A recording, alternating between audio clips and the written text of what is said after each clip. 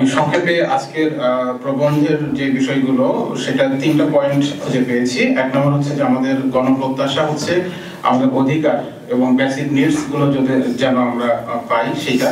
2 নম্বর হচ্ছে যে রাষ্ট্রের সবগুলো স্তরে বা সবগুলো প্রতিষ্ঠানে জবাবদিহিতা নিশ্চিত করা, এবং 3 নম্বর যেটা সেটা হচ্ছে আগামী দেশ বিনির্মাণ। তো আমি যেটা 3টা পয়েন্টে 3টা কথা বলতে চাই। এক হচ্ছে অধিকার বা বেসিক নিড আমাদের রাষ্ট্রের কাছে আমাদেরকে দাবি দাওয়া করে মিছিল মিটিং করে কেন চাইতে হবে? এটা তো রাষ্ট্রের নিজের দায়িত্ব আমাদের এগুলো প্রোভাইড করা, সাপ্লাই করা। সেক্ষেত্রে আমি মাওলানা ভাসানী যে রাজনীতি করেছেন তার জীবনের শেষ মুহূর্তে, সেটা হচ্ছে পালনবাদী রাজনীতি। আমি সেই পালনবাদকে অ্যাপ্রিশিয়েট করি, যে রাষ্ট্র যদি পালনবাদের ভূমিকা পালন করে তাহলে দেখা যাবে যে আমাদেরকে আর রাষ্ট্রের কাছে মিছিল মিটিং নিয়ে কোনো কিছু চাইতে হবে না যে আমার এটা দরকার ওটা দরকার, রাষ্ট্র ব্যবস্থা করবে।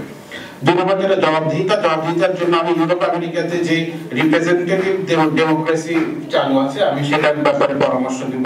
সেটা হচ্ছে 6 মাস বা 1 বছর পর পর আমাদের ইলেক্টেড পারসন গুলো তারা বিভিন্ন টাউন ক্লাব বা বিভিন্ন খোলা মাঠে আমাদের সামনে দাঁড়াবে, 6 মাস 1 বছরের জবাবদিহিতা দিবে, তারা কি কি তাদের প্রতিশ্রুতি ছিল, তারা কতটুকু বাস্তবায়ন করেছে।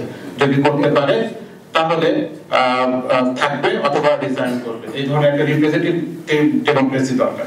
3 নম্বর যেটা দেশ বিনির্মাণের জন্য আসলে মেরিটোক্রেসির কোনো বিকল্প নাই। বাংলাদেশে আমরা অতীতেও দেখেছি যে আসলে মেরিটোরিয়াস যারা দেশে এবং বিদেশে আছে তাদেরকে যদি আমরা নিয়ে আসি, যেটা ইন্টারিমের সময় কিছুটা হলেও বাস্তবায়ন হয়েছে দেশের বিভিন্ন বিশ্ববিদ্যালয়গুলোতে, আমরা ভিসি পদগুলোতে দেখেছি যারা মেরিটোরিয়াস তাদেরকে নিয়ে আসা হয়েছে। এইরকম মেরিটোক্রেসি যদি আমরা বাস্তবায়ন করতে পারি তাহলে আশা করছি যে আগামী দেশ বিনির্মাণ করা আমাদের জন্য সহজ হবে। নির্বাচন নিয়ে আমি একটা কথা বলবো, সেটা হচ্ছে আগামী নির্বাচন নিয়ে আমরা আতঙ্কিত এই জন্য, সেটা হচ্ছে সোশ্যাল মিডিয়া ম্যানিপুলেশন। কারণ আমরা জানি যে মাস মিডিয়া ম্যানিপুলেশন হয়। এটা 2008 নির্বাচনে আপনাদের নিশ্চয়ই মনে আছে যে এটিএন বাংলার টানা 96 ঘন্টার লাইভ টেলিকাস্ট করছে তারা রবীন্দ্রনাথ এবং 71-এর গানগুলো নেই ইত্যাদি, যেটা আমাদের পুরো মিডিয়া মানে আমাদের জনগণকে একটা ম্যানিপুলেট করেছে তাদের সিদ্ধান্তের ব্যাপারে। ঠিক একইভাবে বর্তমানে মাস মিডিয়া ম্যানিপুলেশন এবং সোশ্যাল মিডিয়া ম্যানিপুলেশন, এই যে আলবর্তোর বাহিরে বা বট নেটওয়ার্ক যেটা বলা হচ্ছে, তারা যে গুজব, যে পরিমাণ ফটোকার্ড গুজব ছড়াচ্ছে, কয়টা ফ্যাক্ট চেক করবেন?